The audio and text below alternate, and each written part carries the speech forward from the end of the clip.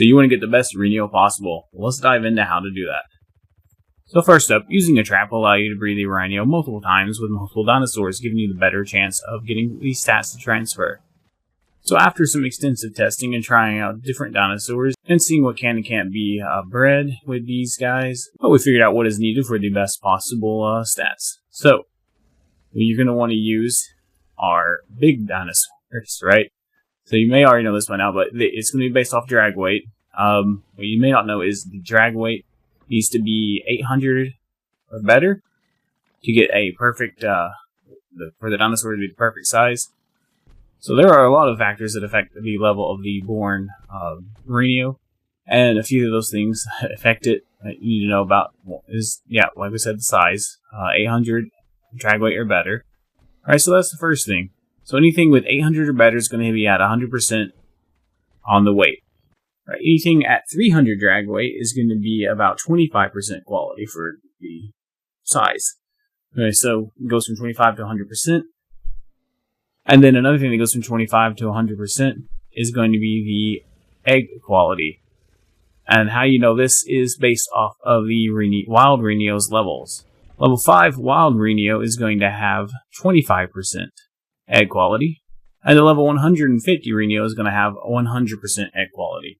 So the quality goes down from there or up depending on which direction you're looking at it. But yes. So that's how you know you want to get up. You have to get 150 for the perfect egg quality. And you have to have 800 or better weight for the weight quality. So those two items alone are not enough. All right, the third thing is going to be hitting every single feed interval the moment you can, so you can get as many feed intervals as possible. And this will allow it to be born with much better stats.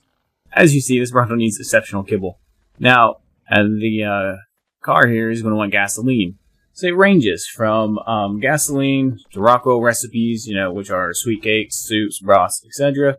Element, Freya curry, Ecatina paste, ammonite bile, substance substrate. I imagine there's a whole lot more, so you got to make sure you have a ton of stuff at your base ready to feed these dinosaurs so you can get the perfect, so you can get the most perfect possible Rynio. Alright, so let's say you got all those things perfect. What happens then when the baby's born? Okay, well, the baby will be born just like any other type of tame in this game with either the mother or father stats or both. Now, when we say the mother or father stats, in this case we're referring to the dinosaur that has the larva planted in it. It could be a female or a male dinosaur. Now, what happens here though is when we say it transfers stats. Alright, so if you have a stego who's born with, 14,000 hit points, and your Rynio inherits all the points from the stego, the Rynio's not going to have 14,000 hit points. Rynio has its own set of stats. It's just inheriting the number of stat points that the parents had. So what is the best dinosaur to breed for stats? It just depends on what stats you're wanting, right? If you're on official PvP or maybe even PvE, you may have, bred a bunch of gigas by now that have a ton of points in melee. So you would just clone one of them, or breed one of them, or whatever, however you want to do it. If you have some throwaway ones that have the number of points, because, your dinosaur's going to die. Whatever dinosaur you use is going to die. You need to be aware of that if you don't already know.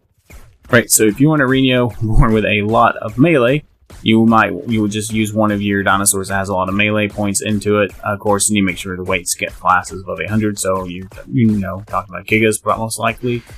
I know a lot of people have been working on card jars, but that doesn't mean, you have one with a lot of points into the melee yet.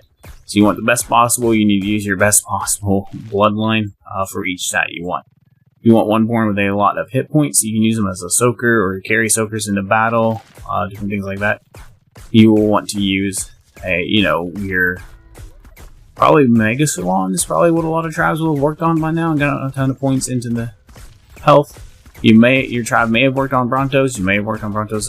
If you have, the Brontos with a lot of points in health, you want to use one of them. And so once you have that, the egg quality 100% and the weight is 100%, so 800 drag weight or above, it'll inherit 100% of the stats. Right, that's what that means. The egg quality or the weight is low, it'll inherit only a certain small percentage of the stats. So let's see, 25%, lowest egg quality of lowest weight possible, you get 25% of the stat. Right, so it's not recommended if you want good stats to use anything below 800 weight and to use anything below level 150. Now, unfortunately, these guys can't be bred, so there's that. This is the only way to do it is find wilds. So you definitely want to build a good trap to keep them in once you find a leader level 150. Okay, and a tip on the pheromones, if you store them inside you, they only last a couple of days, right? This one is at, let's say, 6 days. I'll put it in the dinosaur. Any dinosaur, doesn't matter. And now it's at a full day. Or sorry, 6 days. That was 6 hours. Now it's at a full day. Pull it out. We can go throw it in the refrigerator here. And it will last even longer. So there you go. It'll last 25 days in the refrigerator. Probably a little bit longer because, you know, it's already drained like 25% of the way. But that's how you would store it. So every time you find a male, kill it, store your pheromones in there, in the refrigerator, put it in your dino so you can get it back to the refrigerator. And that way you have enough pheromones for the breeding of the Rynio once you finally find a high-level female that you want. If you enjoyed the video, smash the like button. Have an awesome day.